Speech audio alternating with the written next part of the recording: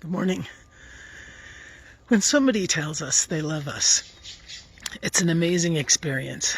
It's almost like we can't wrap our whole head around it because it takes our breath away. Like, could it really be us?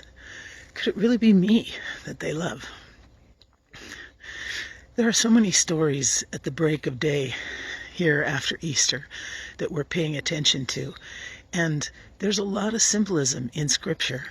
The Jewish people consider things beyond the literal meaning. And so when they talk about the break of day, that means that we're on the cusp of something new. There's something unusual happening, and there's a new opportunity that didn't exist before. So we hear today about, not today, but we think about today, about when Jesus appeared on the beach after the resurrection at the break of day. And the apostles had been fishing all night, and they saw him on the beach, and they pulled the boat into shore, and they hopped over the edge into the water and splashed over to the water and to the shore. And as they stood with Jesus, they thought, is it really him? Our hearts are responding like they are. He's familiar, but there's something different about him at the same time. Jesus pulls Peter aside, and he says, Peter, do you love me? And he says it again. Peter, do you love me? And he says it again, a third time. Peter, do you love me? Now, numbers have a symbolic value for the Jewish people as well, and 3 is the number of fullness, which means that Jesus is asking the most immense question possible in the most immense way. And Peter knows it 3 times.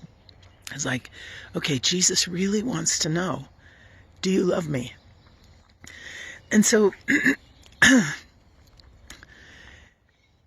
is it because, does Jesus ask 3 times? Because beyond the symbolism, he wants Peter to know the answer for himself? Or maybe that there's evidence missing at times of Peter's love for Jesus? Or maybe that there's a really big ask coming. Jesus is going to ask something of Peter, and he wants Peter to know before he answers and before he hears the question that yes, Peter loves Jesus. I can't imagine Peter's face. I think of it often, like what was happening in his face, in his mind, as he listens to these questions. Part of him might be aching that Jesus has to ask it all. But then I think, what if it's you and me on the beach? What if Jesus is asking us the same questions? Do you love me? Because I really need you to know the answer for yourself. Do you love me? Because sometimes you're just not intentional about showing that kind of love to me and to my people. Or, lastly, do you love me? Because there's a really big request around the corner. Jesus will be asking something of you and me, and needs us to know that our response then would be one of love. There's so much we can think about. This story holds so much meaning for us. But in the end, I would hope with all my heart that my answer could be the same answer that Peter gave. Yes, Lord, you know that I love you.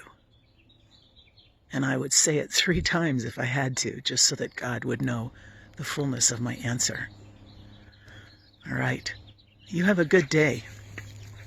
I've got to take this little guy on a walk.